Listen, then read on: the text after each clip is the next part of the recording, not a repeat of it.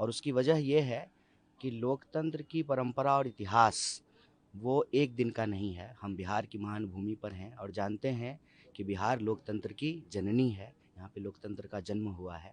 इसलिए जब लोगों को यह समझ में आया, वोट ही नहीं रहेगा, जब वोट का अधिकार ही नहीं रहेगा, जब सरकार ही चोरी से चुनी जाएगी, तो स्वाभाविक रूप से जनता का काम ईमानदारी से नहीं होगा।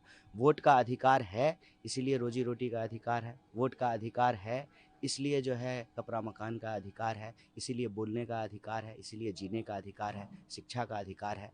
तो बिहार के लोग इसको लेकर के बहुत सजग हैं और बहुत ज़बरदस्त जन समर्थन दे रहे हैं। आप लोग कह रहे हैं कि लोकतंत्र की चोरी हो रही है, वोटों की चोरी हो रही है, लेकिन गणेश कुमार तो कुछ और ही कह रहे हैं। कैसे देखें?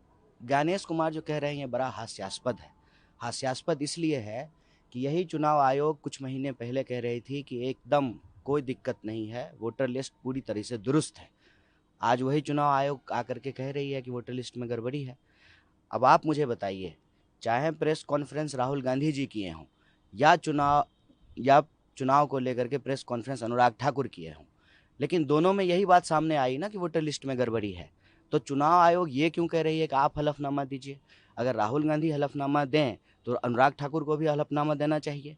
और मैं कहता हूं कि पहले चुनाव आयोग हलफनामा दे कि वोटर लिस्ट में कोई गड़बड़ी नहीं है। हम हलफनामा देने को तैयार हैं कि वोटर लिस्ट में गड़बड़ी है। जब आप घर घर घूम करके काम करेंगे तो ज़मीन पे जाएंगे, आपको पता चलेगा कि वोटर लिस्ट में किस तरीके से गड़बड़ी की गई है।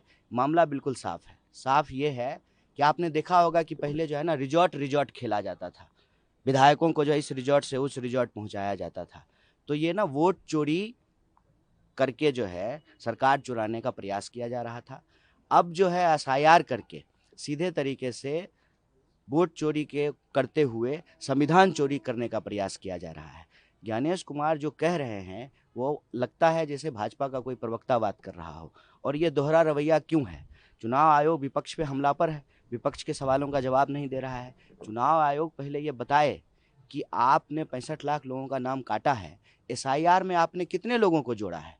चुनाव आयोग पहले ये बताए कि जब मतदाता पहचान पत्र की बात थी तो नागरिकता की जांच वो क्यों करने लगे? चुनाव आयोग पहले ये बताए कि क्यों नहीं आप सीसीटीवी फुटेज दे सकते हैं। सीसीटीवी फुटेज जो है वो इसीलिए तो तैयार किया जाता है ना कि जब कोई कोई सवाल उठे तो उसको दिखाया जा रहा है। क्यों सीसीटीवी फुटेज को डिस्ट्रॉय करने के नियम बदल दिए गए? क्यों जो है मुख्य चुनाव आयोग की नियुक्ति की प्रक्रिया बदल दी गई? क्यों जो है आज प्रेस कॉन्फ्रेंस करके चुनाव आयोग बता रहे हैं कि कोई गड़बड़ी नहीं है, जब 6 महीने पहले यही बात कही जा रही थी, अपोजिशन का पूरा डेलीगेशन मिल रहा था, तो वो क्यों नहीं स्वीकार कर रहे थे कि हाँ वोटर लिस्ट में गड़बड़ी है, हम इसको ठीक करेंगे, हम शुद्ध सही जो है वोटर लिस्ट का को तैयार करेंगे। हमारी क्या बात है? हमारी तो इतनी ही बात है ना कि चुनाव आयोग निष्पक्षता से काम करे। चुनाव आयोग कहते हैं कि न पक्ष है, न विपक्ष है, न समकक्ष है। महाराज आपके लिए तो सबसे जरूरी निष्पक्ष होना है। अगर चुनाव आयोग निष्पक्ष हो, चुनाव आयोग कई महीने पहले यदि स्वीकार कर लेता हरियाणा और महाराष्ट्र चुनाव के बाद कि वोटर लिस्ट में गड़बड़ी है, तो आज जो है यह स्थिति ही नहीं पैदा होती। इस गतिरोध के लिए चुनाव आयोग तैयार है, उसको जो है यह जिम्मेवारी लेनी पड़ेगी।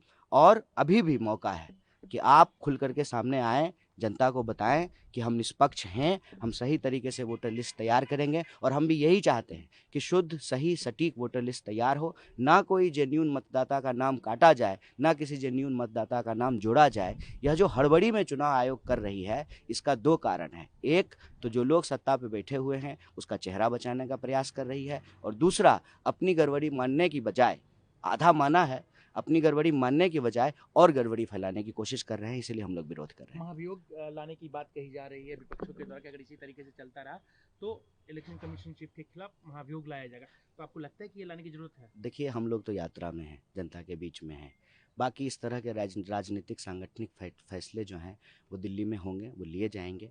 जो होगा आप लोगों को सूचित एक करेंगे। अंतिम सवाल, क्योंकि इससे पहले हमने हमने नहीं देखा कि राहुल गांधी जितनी लंबी यात्रा बिहार में सुबह से लेकर रात तक कर रहे हैं, 12-13 दिन की यात्रा है। तो क्या कांग्रेस का कुछ पहले से टर्न आउट हो रहा है? मतलब आपके जो वोटर थे कहीं ना कहीं सोए हुए थे, तो क्या लग रहा है कि इससे आपको फायदा होगा कांग्रेस को बिहार में? वोटर नहीं सोए हुए हैं, वोटर सजग हैं। इसीलिए जो है ये हलचल आप चुनाव आयोग में देख रहे हैं, यह हताशा जो है आप भाजपा में देख रहे हैं। अजीबोगरीब तरह के जो है बयान दे रहे हैं भाजपा के नेता, अजीबो तरह गरीब तरह का हरकत कर रहे हैं।